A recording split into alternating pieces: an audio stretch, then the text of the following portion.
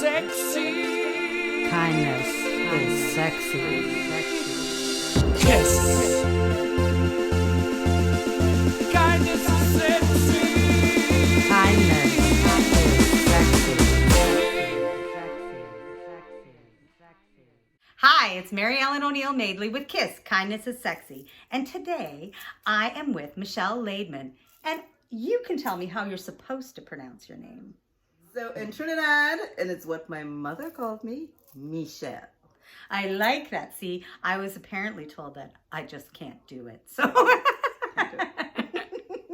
Not French enough. No. You have a really great story, and it's the fact that you're not from Canada, and you had this whole journey here by yourself. You're a musician, and you came here as a musician with a band without your family. So Right. how about you tell me what your experience was like and any of the kindness that you received? So 32 years ago, came with a band called RF Jam. Hi, RFs. Anyway,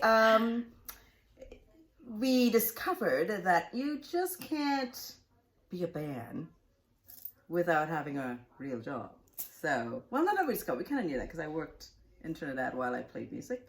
But then I quit to become a full-time musician, which my father didn't like. Moving on. So I'm here. And then we were renting a place in Scarborough. And then this woman got really sassy with me. And then I said goodbye. That was it. I'm not dealing with this abuse. Left. Just goodbye. Didn't have anywhere to go. And the singer had a friend. Can I mention her name? Yeah, I can mention her Sure. name. My friend Sonia, I met. And she just said, hey, come stay with me. And she was going through her own situation at the time, which I won't mention because privacy issues. But she took me in, a complete stranger. She didn't know me from, except that we were both from Trinidad. And kept me there, got me a job that I kept for 6 years. Look at you go. Corporate Canada. She just pretty much took care of me. Anytime I had to go on stage, she'd do my hair. Yeah. And you, seriously? She was the big sister I needed. I've seen videos of you, and you were freaking adorable. Love, like your style, your hair, everything. So if she had something to do with that, well, then she was good. She was good. She still is good. I'll have to meet her one day. You will. So what other things happened to you over your lifetime, like while you were, kind of getting used to the country, getting used to being both working in the corporate world and being in a band?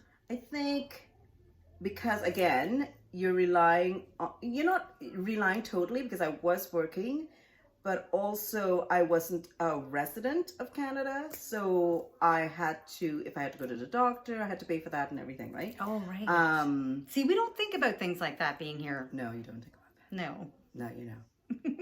Don't beat up on the immigrants. They work hard.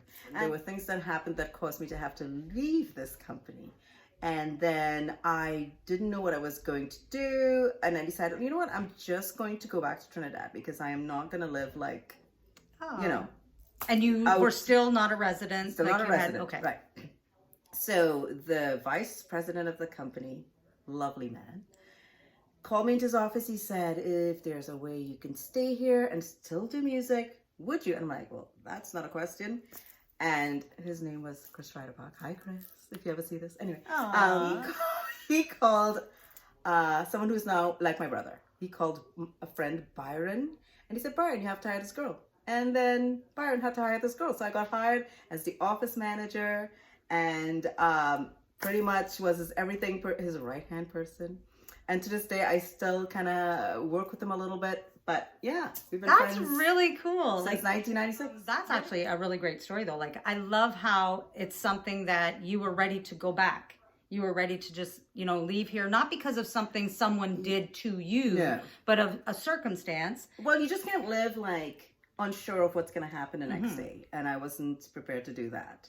But the neat thing is that it's kind of like the universe stepped in and said, totally. It's not your time to go. Because you ended up with an incredible family, 3 gorgeous daughters, a great husband, and you wouldn't have had the same thing, like having gone back, you wouldn't have met them and, Well, I did go back. I did end up going back when my mom passed. Oh, yes. But then I came back and that's when I met But the love of my life. Aw, that's so nice. So Anyway. since you mentioned everyone else, we could mention Keith. Yes. Yes. So he is, let me just say how kind. People should be more patient because you never know who you're going to meet on a date. And I knew right away, like, this was a friend. And I would totally hook him up with somebody who we didn't work out. He was like that guy. You know how he is. He can just chill with the ladies and so easygoing, so much fun. Absolutely, and the only person I could really marry. And such a family man. Like, you guys are Totally. always together. I have 3 kids because this guy wanted 4, and I said no. Yes, but you have 3 girls. Yes, we wanted 3 girls. We did. Yeah, and put it out there. Put whatever you want out there. You get what you want. I will tell you honestly, when it comes to manifesting, if that's what people want to call it, I am seriously a true believer of 100%. that. And I'm not exaggerating. I just, even in the last little while, with some things that I've been going through health-wise, I just keep manifesting that, everything's going to be okay, or I keep staying positive. I may not be where I want to be. I may not know what's going on or why I've been going through this, but I still know that it hasn't changed who I am. And the one thing it's really done is really pushed me harder to focus on kindness and focus on the good that's out there. But you've always been doing that, though. You say that. You don't rely on the negativity. No, I haven't. But I found that in going through all this, that I've needed it more. I've needed to focus more on that and to see the kindness in other people, see what's out there. I don't know, like, you have 3 girls. I know I have kids. My kids have conditions. They have Tourette syndrome and OCD.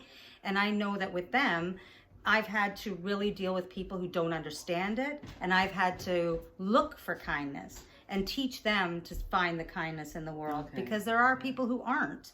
So, but you have a completely different way. Like, you came from a completely different country. You come into a country that sometimes isn't the kindest to immigrants, and you were lucky enough, and your spirit is the same, where you found the kindness and kindness found you. Yeah, but I think too, it's everyone's on a different path. Some people can be a little painful to deal with, you know what I mean. But I think because of my upbringing, I've always looked for the best in people. And you call it kind, I just call it for the good in people. Because my mom was like that, and she was always helping people and always kind and good, and it was annoying. But, that's mom. And I always say anything that I have that shows any bit of good, it's her. Aww, yeah. That's so it's sweet. It's not natural for me. For her, it was natural, but for me, I think of her and I'm like, she didn't want me to do that. Yeah. Yeah. Well, the funniest thing is, so when I first met you, we met, Michelle was judging a music contest. Right, yes. So I was totally... Was that the first time we met? Yes, it was. Oh, right. I was helping out. I was volunteering, because I volunteer all the time. A lot, yeah. But I was volunteering, and when I first saw you, I was like, oh my God, she is stunning. And you were always you still are, stop that. And you were smiling. And when I came into the room with the judges, I mean, there were a couple that, had the stern face, but you had this beautiful smile. And when I was introduced to you, you were like, hi. And immediately there was like this connection. And I thought, yeah, there was. Oh my God, you're so bubbly. But you can't not love her. She's just like a little bubbly thing. The energy's like, oh wow, yay. I was so thankful, because right from the very beginning, you're messaging me. You were so kind. We immediately added each other on social media, and then I think and then we became friends. Our kids became, they got to know each other a little bit, and my husband and your husband, we've all become friends, and I love it, and all because you had that very immediate kind. Me, it was you. You were there too. But I think sometimes it's just like a connected energy. Yeah, I like that. I like to say that. Like, That's if you good. find similar hearts. It's like a kindred spirit. Yes. And you just gravitate towards that, yeah? It's true. And when someone happens to have that kind energy, it's all about just the way you look at someone. If you go into a room and there are 4 people and you're introduced and everyone's like, hi, hi, hi. And then there's that one person, hey, who are you going to? That's her. Literally, I don't she's know if I like, did that. hey. Did I? Yeah, you did. You You're so remember cute. these details? Oh, you have no idea what I Holy remember. shoot. You should really be careful. I guess. Even when I watch your girls were always kind to people. Like, I would come in, I mean, I was nobody, we didn't know, and they were so sweet, and they were so little and just so cute. You were little. You'd come to my house, and the way they were with She's our invited dog. us, so I go. There was a pool. I was like, yeah. I'm coming. Whenever I see them, when I would see them dancing or whatever, I'd always see them helping like the little ones, or it's just in their nature. Like, it just happens to be, obviously, like you said, came from your mom, whether it came from you or not, it did. Yeah, it's So- so, from my, yeah. It could skip the generation. No, You know? it's in you. You just don't want to admit it. I don't know. You know what? I'm in the moment. In a moment. I'm in the moment. That's why I love dealing with kids, because they're just free spirited. They Yes. don't hold back on their honesty, and you just have to be like, yeah. But then it's really fun because Yes. they tell stories. They have so many stories. They are fun, and they'll tell you. They'll tell you how they feel about you. Yeah, they do. Sometimes it's not good, but you know. One of the things I did want to say too is people are always saying to me when I interview people, I'm actually hoping to interview some young people because there's so many sweet kids out there. And people are like, well, you can't really interview them for kindness is sexy. And I'm thinking, why not? Because people get a misunderstanding of the word sexy. For me, I sexy, she did too. I'm old school sex. She made is me look about it up. Sex. Yes, we looked it up. There's the traditional sexy, and then there's Sexy as in sensual. what's the other one we? So when I looked that up, Yeah. the reason that I chose sexy is because sexy means attractive. And one of the things that people, that I find most attractive about people is kindness. So when you think about it and someone says kindness is sexy, it means that person is attractive inside and out. It has nothing to do with anything else. It's not sensual. It's none of that, even though, yes, that's what the word means. But that for me, the main Yeah. meaning is attractiveness. Glad you explained it. I see that I'm like a teacher now. Yeah, there you go. So always remember that just because the word sexy is in it, it doesn't mean sensual. It just means attractive. And who doesn't want to be attractive? The most attractive thing in a person is their kind nature. Yeah. And I was wondering if maybe you happen to have like some incidents or things that you remember when the kids were little that brought the kindness to your mind and thinking, oh, that was so sweet. I think it, like, as I've mentioned, we live in a small town. Yes. And at the time, well, I think still to this day, there's not a lot of people of color. At the time, I think it was just me. Oh. Maybe some other guy across, I don't know. But all my friends when we were moving here were like, oh, where are you going today? No, because my friend who is Asian had a lot of experiences out in BC with racism and stuff. Not great She's stuff. like, oh, don't move out there. And I'm like, yeah, we're moving out there. Anyway, so we moved, but nothing but positive That's awesome. in this town. Kudos to Cookstown. Cookstown, love you. Okay. And my friend in particular, who I met first, Joanne Blue Egg, came to our house. I was having the second baby, or the first baby. So that's Ocean. And she brought us a bassinet. She's like, oh, because I was putting the baby in a drawer because it's a baby. And she's like, oh, you need some to put the baby. I'm like, okay. So she brought us a bassinet, and very, That's so very sweet. kind woman. Like, That she is to really this day sweet. is yeah. When we moved, so we live in Innisfil, but we live in Bellure. Yeah. And when we moved there, I was nervous because it's our first house. This was, oh my gosh, 30 some years ago. Yeah. And we didn't know anyone on the street, and our next door neighbor owned a bakery. And I remember saying to my husband, oh, that's not going to be good. And she came over with a strawberry rhubarb pie as we were moving in. And I fell in love with strawberry rhubarb. It's my favorite pie now. Is it her, the way she cooked it? I don't know. It was incredible. She didn't. Well, my mother-in-law really makes great strawberry rhubarb pies too, so maybe. Yeah. But You got a good pie like that? yes. But I have to admit, I was so thankful. And that, to me, that made me feel immediately like this was the place I was supposed to live in. Oh, right. And- yeah, it's a welcoming. Yeah. And our neighbors are phenomenal. And Yeah. we have That's important. Absolutely. Yeah. We have one neighbor who I was fighting getting my motorcycle license because I had let it lapse and I had to redo it. And I had already had kids. And I had all of a sudden become afraid to get my license. And the day that I was supposed to get my final M, it was kind of raining, and my husband said, well, you shouldn't be going because I can't go with you. And not that he's bad about that. He was worried. Yeah. So I Concerned. messaged my neighbor who actually was going through cancer and was having his own struggles. And we lost him. And every time I pass his place on my motorcycle, I always do a thumbs up, but I always say is it because of him? he was so he messaged me and said, don't listen to your husband. Don't listen to Steve. Go today and get it done. I went and I passed and I was so thankful. And the first person I messaged was him. And I said, thank you so much. And we lost him, I believe it was 3 weeks later. 3 weeks later it might have been. Okay, I remember you losing that neighbor. And I just posted about him the other day because we have a picture. We went on a ride that specifically we went to the last place that we took pictures of him. Yeah. And he'll always be in my heart. He's our little Joe Rocket. I can hear you tearing up. Mr. Jim Van Grudel. He was the most incredible guy. Anytime my husband needed anything, he was always there. So he's only about 10 years older than we were, but he was very much like a second father to my husband. So once Steve lost his dad, he immediately spent more time with Jim. And it's funny because they both have the name Jim. Okay. So he just constantly, he would help Steve build things. He would help him. They both rode motorcycles, so they would ride together. It just happened to be a kindred spirit that way. And he was just a phenomenal guy.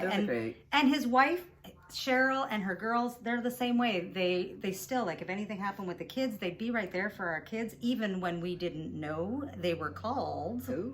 Because we had said, no, we're not doing this. But you know what? Parenting, it takes a village, right? It does. And that's what I like about this town, because my friends, if I could make it home on time, they'd pick up the girls from school and keep them with them. And so I have, you have to have a village raise your kids with. No joke. You are not doing it. If you do it alone, hats off to you. But no, And Cheryl and Jim were exactly the same. We just were so lucky. Like, you have this great, I don't know what it is about these little towns, but the streets that you live on, those kind of circular area, whatever it is, people, cul-de-sacs? Whatever, like whether you live in a cul-de-sac, whether you live in a circle, whatever it is, you just seem to connect with people, and they really are your family. Yeah. Your family away from family. That's true. So, and in my case, my family's 2 hours away. Yeah. So I literally felt like I had family here. Aww. It's always so nice. That's awesome. It's good when people welcome you, but also it goes both ways, because you have to also be open. Yeah, and reciprocate. So people ask me on a regular basis, they ask me why I started KIS. Yeah. And I said, because I needed something positive. We were going through, my husband and I both lost our job. And I had to find something to keep me positive, to keep me busy. And the one thing that always stuck with me was kindness. Just the fact that people do things just out of the goodness of their heart, not because they're expecting something in return, right? Not because they need this grand, I've done this and I've done that, and everybody like, exactly. Yeah. So I wanted to find those people, and it's the funniest thing is they do the same thing all the time. They all say the same thing. Oh, even you did it. I don't need to be interviewed. I'm just me, like, whatever. And you, of course, are like, I don't do anything kind. I'm like, yes, you do. You actually did photos. You just said that. You did photos for my husband and me on our 25th wedding anniversary. I forgot about that. And they were the best thing because I was sick. So it was last minute, and you and the girls came. You were our witnesses. Oh my gosh, it was so you know beautiful. what? It's hard to say that's kind of, it's just your friend, you're doing something, right? But see, I had other people say no. So see, that was kind. That's exactly the whole point, is that I started this just to keep myself positive, and in turn, people are constantly telling me how it's helped them. And that's the point of why I started it, because people see things and they see other people doing things just out of the goodness of their heart, and they think, you know what, I'm feeling really bad today. I'm just not feeling myself. Maybe if I just do something simple, I hold the door for someone, or I, smile at somebody. I know with COVID and people wearing masks, you don't see their smile, but you can still see the smile in their eyes. Yeah, but you know what? It's something you feel too. Yeah. Like, when someone's sharing that energy. And what do they say all the time? If you're doing cold calls for any reason, you're looking for a job and you're calling employers, or you're doing cold calls because you're a salesperson or something, either way, what do they always tell you? They always tell you to smile when you're making the phone call because they can hear the smile in your voice. Ooh, Just doing the simplest little things. It doesn't cost money to be kind. No. You can help out, you can volunteer, you can, help a neighbor cut their grass, do something sweet. Just a reminder to everyone, just be kind, because kindness is sexy, and so is my beautiful friend Michelle. Even when she thinks she's not being kind, she is. It's in her nature. So remember, if you have a neighbor who needs something, or you have a friend who needs something, be there for them. And right now, when it comes to COVID, really, people do need this kindness. They do need your love. They do need your affection, or just a phone call to say, hey, how you doing? What's going on? And are you okay? Thanks, everyone. Thanks for hanging out with us. And just remember, kindness is sexy. Kindness is sexy. Kindness is